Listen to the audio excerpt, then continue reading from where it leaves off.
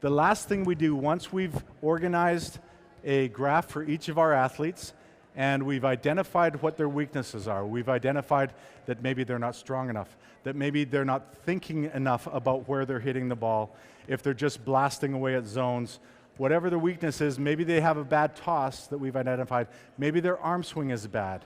We then want to establish a roadmap for each athlete. And I would say there's probably 6 things that we could talk about. It would be strength, it would be ball contact, it would be toss, it would be strength broken up into both core and shoulder, wrist, elbow, forearm strength. And then I think mental drills is another thing that we can look at as well. So for this athlete, with this graph right here, I'm going to say that she's going to need some strength exercises for sure. So I'm going to go on Art of Coaching site and I'm going to look at some med-core ball obliques. I'm just going to search on the site for core strength exercises, and a bunch will come up. I want to also look at arm and shoulder strength exercises. So I put in some band work with this kid, some fingertip push-ups, some forearm wrist ball roll-ups.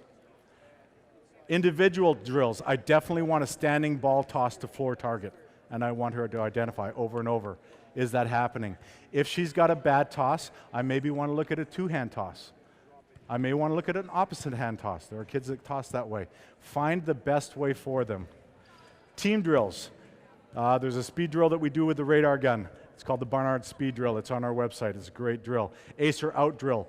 Dunning alternate score drill. Again, some things that you can Google. If you just Google team drills for serving effectiveness on our website. Sorry, not Google, but search. And then certainly mental skills. Slow down and breathe. Another great thing is a book called The Inner Game of Tennis.